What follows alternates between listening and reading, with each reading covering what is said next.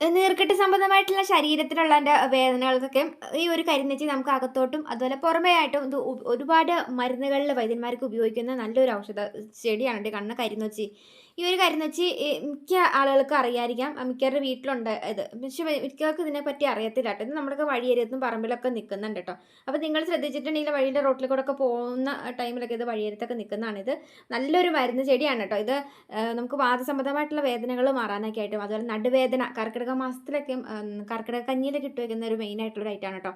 പിന്നെ നടുവേദനയ്ക്കൊക്കെ ഇത് പ്രസവിച്ചെടുക്കുന്ന അമ്മമാർക്കൊക്കെ നമുക്ക് പുട്ടുണ്ടാക്കി കഴിക്കാം. അതുപോലെ നമുക്ക് മരുന്ന് കഞ്ഞിയിൽ മരുന്ന് അതുപോലെ ലേഹ്യം അങ്ങനെയുള്ളതൊക്കെ ഉണ്ടാക്കി കഴിക്കാനൊക്കെ ആയിട്ട് നമുക്ക് നടുവേദനയൊക്കെ പമ്പ കടക്കും കേട്ടോ. ഇത് നമ്മൾ അകത്തോട്ടേക്ക് ഇതിൻ്റെ ഒരു നീര് നമ്മുടെയൊക്കെ ശരീരത്തേക്ക് ചെന്നിട്ടുണ്ടെങ്കിൽ വാതസംബന്ധമായിട്ടുള്ള വേദനകൾ മാറാനൊക്കെ ആയിട്ട് നീർക്കെട്ട് സംബന്ധമായിട്ടുള്ള വേദനകളും ഒക്കെ മാറാനൊക്കെ ആയിട്ട് ഇത് വളരെ നല്ലതായിട്ടുള്ള ഒരു ഔഷധ ചെടിയാണ് കേട്ടോ.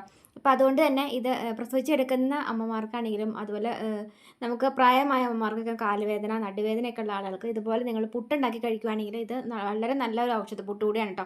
സിമ്പിളാണ്, ഉണ്ടാക്കിയെടുക്കുന്നത് എങ്ങനെയാണെന്ന് കാണിച്ചു തരാം. ഒന്ന് ഉണ്ടാക്കി നോക്കാം കേട്ടോ. നടുവേദനയൊക്കെ ഉള്ളവർക്ക് എന്തായാലും ഗുണം ചെയ്യും. അപ്പോൾ ഞാനിപ്പോൾ 2 ഗ്ലാസ്സോളം വെള്ളമാണ് എടുത്ത് വെച്ചേക്കുന്നത്. അപ്പോൾ ആവശ്യത്തിന് അതിനകത്തുള്ള ഉപ്പിട്ടിട്ടുണ്ട്. ഇനി ഉപ്പും നമ്മുടെ വെള്ളം കൂടി തിളയ്ക്കുന്നതിൻ്റെ കൂട്ടത്തിലേക്ക് നമ്മുടെ കരിനൊച്ചിയുടെ ലീഫ് ഒരു 3-4 ലീഫ് നമ്മൾ ഒരു ഇതളിൽ തന്നെ ഒരു 3-4 ലീഫുകൾ ഇങ്ങനെ വരുന്നുണ്ട് കേട്ടോ. അപ്പോൾ അതിൻ്റെ ഞാനിപ്പം 2 ഇതളുകളാണ് അടർത്തിയെടുത്തേക്കുന്നത്. ഇത് നമുക്ക് ഈ ഒരു വെള്ളത്തിൽ തന്നെ കിടന്ന് തിളയ്ക്കണം കേട്ടോ. നിങ്ങൾക്ക് നീർക്കെട്ട് അതുപോലെ മൂക്കടച്ചിൽ തലവേദന ഒക്കെ ഉള്ള ടൈമിലൊക്കെ ആണെങ്കിൽ ഇതിട്ടിട്ട് ഇങ്ങനെ നിങ്ങൾക്ക് അത് ഉപ്പ് വെള്ളം ഇട്ടിട്ട് ആവി കൊള്ളണ്ടാൽ തന്നെ നമുക്ക് തലവേദനയും നീർക്കെട്ടും ഒക്കെ തലയിലുള്ള കെട്ടിക്കിടക്കണ കഫമൊക്കെ ഇളകി പോകാനൊക്കെ ആയിട്ട് ഇതിൻ്റെ ആവി കൊള്ളുന്നത് വരെ നല്ലതാണ് കേട്ടോ. അപ്പോൾ നമ്മുടെ ശരീരത്തിൻ്റെ അകത്തോട്ട് ചെന്നിട്ടുണ്ടെങ്കിൽ ചെറിയ ജലദോഷം പനി നീർക്കെട്ടൊക്കെ ഉള്ള ടൈമിൽ ഇതിങ്ങനെ ഉണ്ടാക്കി കഴിക്കുകയാണെങ്കിൽ നീർക്കെട്ട് വലിയാനായിട്ട് നല്ലതാണ് കേട്ടോ. അപ്പോൾ ഞാനിപ്പം 2 ഗ്ലാസ്സിൽ വെള്ളത്തിന് അതേ 2 ഗ്ലാസ്സിൽ തന്നെ അരിപ്പൊടി എടുത്ത് വെച്ചേക്കുന്നത്.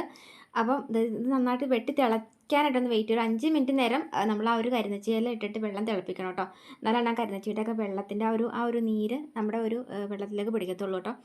പൊടി നല്ല രീതിയിൽ തന്നെ ഒരു തവി വെച്ചിട്ട് ഇതുപോലെ ഇളക്കി കൊടുക്കുകയാണെങ്കിൽ പുട്ടിൻ്റെ ഒരു കറക്റ്റ് പരുവത്തിൽ നമുക്ക് കിട്ടും കേട്ടോ. നല്ല സോഫ്റ്റ് ആയിട്ട് നമുക്ക് പുട്ട് കിട്ടുകയും ചെയ്യും. ഇതിങ്ങനെ കഴിക്കുന്നത് നല്ലതാണ് കേട്ടോ. ഞാൻ അങ്ങനെ ഉണ്ടാക്കുന്നതെന്ന് കാണിച്ചു തരാം. അപ്പോൾ ഈ ഒരു ലീഫ് ഒന്ന് എടുത്ത് നിങ്ങൾ കളയരുത് കേട്ടോ. ഞാനിത് ഇതുപോലെ ഒന്ന് ഉടത്തി ഇട്ട് കൊടുത്തിട്ടുണ്ട് കേട്ടോ. ചൂടാറിയ ശേഷം കൈ കൊണ്ട് ഉടത്തിയിടുക. ഇനി നമുക്ക് ഇതിനകത്തേക്ക് നമുക്കൊന്ന് ശർക്കര ചേർത്ത് പുട്ടുണ്ടാക്കാം. അപ്പം പ്രസവിച്ചെടുക്കുന്ന അമ്മമാരൊക്കെ ഇങ്ങനെ ശർക്കര എന്ന് പറയുമ്പം കരിപ്പടി ശർക്കര ചേർത്തിട്ടാണ് കേട്ടോ നടുവേദനയ്ക്കൊക്കെ ഇത് ഉണ്ടാക്കി കഴിക്കുന്നത്. അപ്പോൾ നമുക്ക് വേണമെങ്കിൽ സാധാ ശർക്കര എടുത്തിട്ട് ഉണ്ടാക്കിയാലും മതി. മരുന്നിനൊക്കെ ആയിട്ട് പ്രസവിച്ചെടുക്കുന്നവരൊക്കെ ആണെങ്കിൽ കരിപ്പട്ടി എടുക്കാനായിട്ട് ശ്രദ്ധിക്കുക കേട്ടോ, നടുവേദനയൊക്കെ ഉള്ളവർ. അപ്പോൾ ഞാനിപ്പോൾ ഇതുപോലെ ശർക്കര എടുത്തിട്ടിട്ടുണ്ട്. അതിനകത്തേക്ക് ഞാനിപ്പോൾ ഒരു 1/4 കട്ടയോളം ശർക്കര എടുത്തിട്ടുള്ളൂ. 2 ഏലക്കയും കുഞ്ഞ് ജീരകം കൂടിയിട്ട് ഇതുപോലെ എടുത്തിട്ടിട്ട് നമുക്കതൊന്ന് പൊടിച്ചെടുക്കാം കേട്ടോ. ഇതിങ്ങനെ പൊടിച്ചെടുക്കുമ്പോൾ തന്നെ നമുക്ക് കുട്ടികൾക്കൊക്കെ വെറുതെ വേണമെങ്കിൽ ഇതിങ്ങനെ പുട്ടൊക്കെ ഉണ്ടാക്കി കൊടുക്കുകയാണെങ്കിൽ കാലുവേദന നീർക്കെട്ടും അതുപോലെ എപ്പോഴും നീർക്കെട്ട് ജലദോഷമൊക്കെ വരുന്ന കുട്ടികൾക്ക് ഇതിങ്ങനെ ഉണ്ടാക്കി കൊടുക്കുന്നത് നല്ലതാണ് കേട്ടോ. വലിയ ആളുകൾക്ക് മാത്രമല്ല കുട്ടികൾക്കും നല്ലതാണ് കേട്ടോ.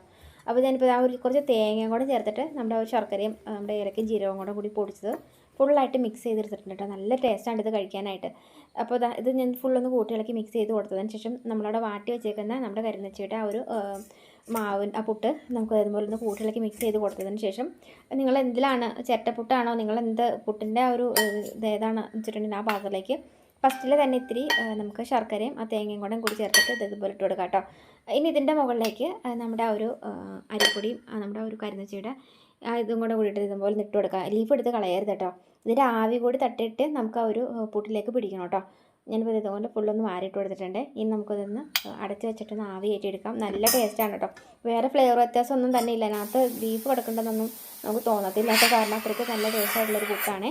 നല്ലൊരു ഔഷധ പുട്ടാണ് കേട്ടോ. നിങ്ങൾക്ക് ഇത് കർക്കിടക സമയത്തൊക്കെ ആൾക്കാരുണ്ടാക്കി കഴിക്കുന്നതാണ്. പക്ഷേ ഇതിങ്ങനെയൊക്കെ ഇതുണ്ടോയെന്ന് അങ്ങനെ കഴിക്കാവോ എന്നുള്ളതൊന്നും മിക്കവർക്കും തന്നെ അറിയത്തില്ല. പക്ഷേ അമ്മമാർ ഒരുപാട് പ്രായമായ അമ്മമാർക്കൊക്കെ അറിയാം കേട്ടോ. ഇതിങ്ങനെ പുട്ടുണ്ടാക്കി കഴിക്കാമെന്ന് ലേഹ്യമൊക്കെ ഉണ്ടാക്കി കഴിക്കാനൊക്കെ ആയിട്ട് നല്ലതാണ് കേട്ടോ.